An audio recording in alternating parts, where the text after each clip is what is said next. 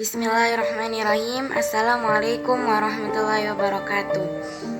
Saya Aisyah Fadila dari kelas 10 ingin mempresentasikan sebuah buku yang berjudul Pengantar Studi Ilmu Islam yang diterbitkan oleh Syekh Manna Al-Qottan dan guru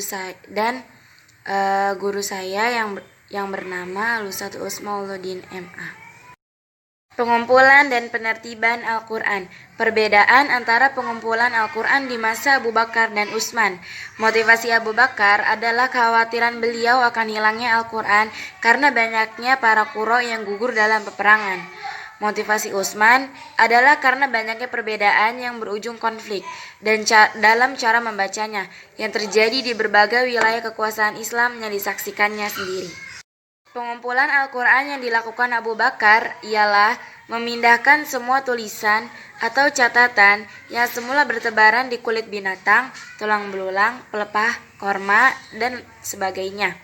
Pengumpulan Al-Quran yang dilakukan Utsman ialah menyalinnya dalam satu huruf di antara ketujuh huruf itu untuk mempersatukan kaum muslimin dalam satu mushaf dan satu huruf yang mereka baca tanpa 6 huruf lainnya. Syubhat yang batil. Menurut penebar syubhat itu, beberapa riwayat yang menunjukkan bahwa ada beberapa bagian Al-Quran yang tidak dituliskan dalam mushaf-mushaf yang ada di tangan kita ini. Kedua, mereka mengatakan dalam Al-Quran terdapat sesuatu yang bukan Al-Quran. Mereka berdalil dengan riwayat yang menyatakan bahwa Ibnu Mas'ud mengingkari surat An-Nas dan Al-Falaq, termasuk dari bagian Al-Quran. Ketiga, satu kelompok Syiah yang ekstrim menuduh Abu Bakar, Umar dan Utsman telah mengubah Al-Quran serta menggugurkan beberapa ayat dan suratnya. Jawaban terhadap masalah ini adalah bahwasanya tuduhan tersebut merupakan tuduhan yang batil tanpa dasar yang tidak argumentatif. Tertib ayat dan surat. Tertib ayat. Ayat adalah sejumlah kalam Allah yang terdapat dalam surat-surat Al-Quran. Dalam suatu surat Al-Quran, sedangkan surat adalah sejumlah ayat Al-Quran yang mempunyai permulaan dan kesudahan.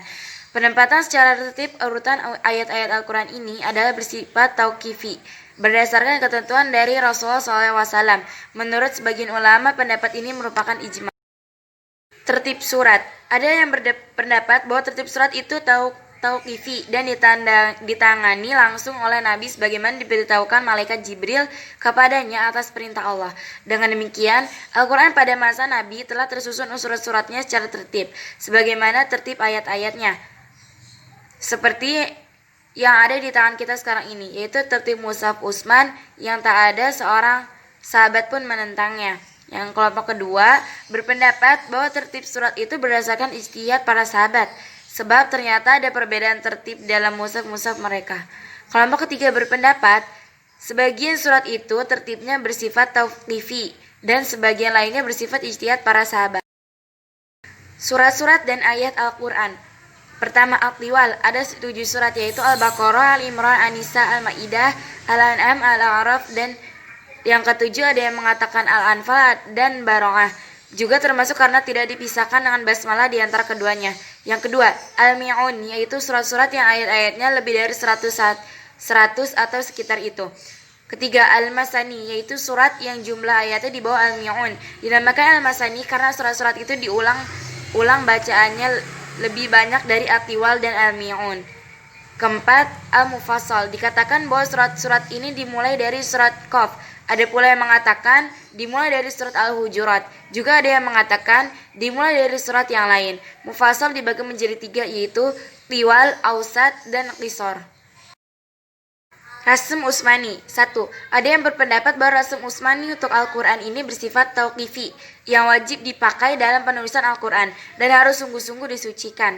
Yang kedua, banyak ulama berpendapat bahwa rasm Utsmani bukan tauqifi dari Nabi, tetapi hanya merupakan satu cara penulisan yang disetujui Utsman dan diterima umat dengan baik, sehingga menjadi suatu keharusan yang wajib dijadikan pegangan dan tidak boleh dilanggar. Ketiga, sebagian ulama lain berpendapat rasm Utsmani itu hanyalah sebuah istilah, metode, dan tidaklah mengapa berbeda dengannya jika orang telah menggunakan satu model rasm Utsmani tertentu untuk penulisan. Kemudian rasm itu menjadi tersiar luas di antara mereka.